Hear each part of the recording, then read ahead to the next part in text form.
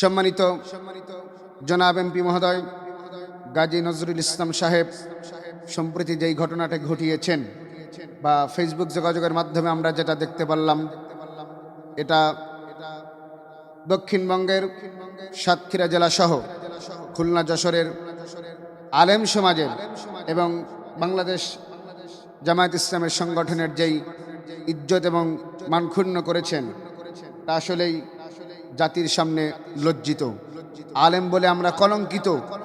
আজ জাতির লোকেরা তাদের দিকে শিখবে, যেই মানুষদেরকে সংসদের সর্বোচ্চ আসনে বসিয়ে সংসদ থেকে কোরআনের আইন পাশ করার লক্ষ্যে হাজারো ছাত্ররা জীবন দিল, মায়ের বুক খালি করলো, স্ত্রীকে বিধবা করলো, সন্তানদেরকে এতিম করলো। আজ সেই দিন দেখার জন্য নয়, আজ জাতির সামনে এই কলঙ্কের বোঝা, সংগঠনের এই কলঙ্কের বোঝা কারা বহন করবে? তাই আমি তাকে দায়িত্বহীন কণ্ঠে একটি মেসেজ তার কাছে পৌঁছায় দিতে চাই।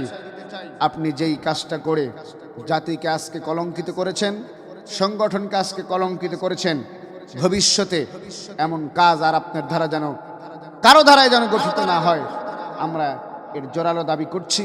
সেই সাথে লোকসমাজে আপনাকে ক্ষমা চাওয়ার জন্য জোরদার আহ্বান জানিয়েছি।